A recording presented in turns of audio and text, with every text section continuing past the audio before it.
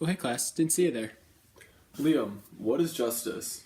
Justice, simply put, is giving others their due. As Catholics, we need to give others their due as well as protect rights, including the unborn. We need to stop the abuse and neglect of over 700,000 children and help those below the poverty line get on their feet. We need to prevent abortions from happening. This could include praying outside of Planned Parenthood or praying at home. What are the different kinds of justice? I like the distributive aspect of justice because it involves the community as a whole helping individuals. We can help many ways distributively. Whether you're donating money or giving things out in person, everyone can make a contribution to the community. Community justice deals with individual relationships or groups. Community justice includes paying off debt and both parties living up to their side of a contract. Having community justice is important for building trust in a community. Alright, now that I'm familiar with the different kinds of justice, how can I help people in the community? If you have a talent that can be shared, like a sport, volunteer at a camp. If that isn't for you, you can donate money or food. And if that isn't for you, you can go to Feed My Starving Children and you can help package or do things that they need you to do around there. I'm passing it over to Luke. Woo! Take it easy there, Liam. First, I'm going to talk about how Tanch impacted my view on poverty. Going into reading Tanch, I was aware of the stereotypes that came with being homeless or living in poverty. Drug addicts, lazy, and outcast were all names that people associated with poverty. However, after I read Tanch, I realized that many of these families were just the opposite. Not only did these families work as hard as they possibly could with the limited opportunities they had, but they also were extremely close to each other within their communities, and many times referred to their close friends as their family. Possibly the most impactful thing I took from Tanch was the childhood of children growing up in poverty. They don't aspire to be rich and famous. They just want to get out of the hood and live in a normal and safe life, which is something a lot of us can take for granted. From this, we can all view impoverished people in a different light and realize that they need more help than anyone.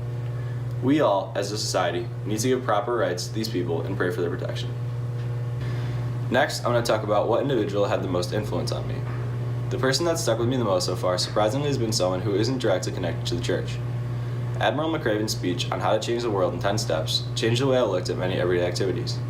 He spoke on how making your bed teaches discipline and the importance of teamwork, determination, hope, and leadership. His journey through the ranks of our military showed me that taking things step by step will eventually get you to your destination.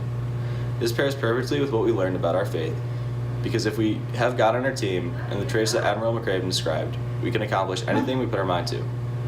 This is something that we should always keep in our mind because it can change our relationship with ourselves and others for the better.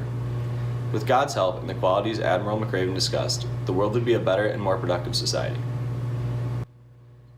Last, I'm going to talk about what I think the most important thing we learned in first semester is. The most important thing we learned so far is to remember what it means to be human. A perfect example of this is when we watched The Human Experience, where we saw two brothers in search for the meaning of humanity. From sleeping in the streets of New York City to making disabled and abandoned children in Peru smile, Clifford and Jeffrey share their own experience in discovering humanity. In the end, they realize that being human is an emotional experience just as much as it is a physical experience. Changing the lives of others and discovering things you never knew about yourself will help you to realize that we are all human and working towards the same goal. Peace, love, forgiveness, regret, and hope are all things that Jeff and Clifford have experienced along their journey. And they keep God in their hearts while they make humanity better, one community at a time. Connor, I'm passing it off to you. Thanks, Luke. Oh, hi, I didn't see you there. I'm here to talk to you guys about the very important topic of the culture of waste and how this affects you and other people around the world. But before I get into all that, let me ask the obvious question. What even is the culture of waste? Well, Pope Francis recently brought this topic up, and he said that we currently live in a society where people tend to idolize themselves more than other people in the world. And we are spending and wasting a lot of money and time on needless and unimportant things, not knowing that we could be affecting others in the long run. Pope Francis is trying to get us to realize that we need to conserve and protect our community and the world in which God gave us. In the generation that we live in now, we've produced nearly 250 million tons of trash just in the United States. while in 1960 we have produced only 88 million tons of trash just in the United States. That's about a 160 million ton increase. We need to put an end to this culture of waste. So how is this affecting you? Well, people are thinking more and more about themselves and less about other people in the world. We're spending money left and right when we really need to take a step back and think about what's best for the community and the people around us.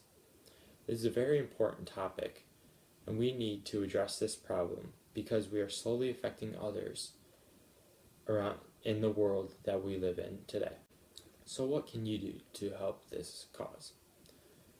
Well, since we're hurting our community and the planet that we live in, let me share with you some ways that I preserve and protect my community that I live in, and I encourage you to do the same in your community.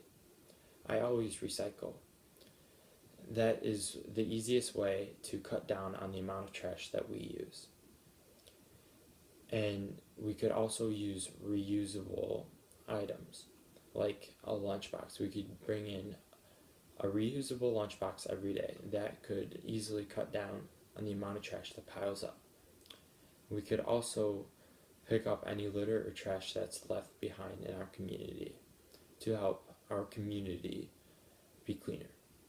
If you follow these 3 simple tasks, we will all live in a much cleaner and safer environment, and we could put an end to this culture of waste. Thanks for listening.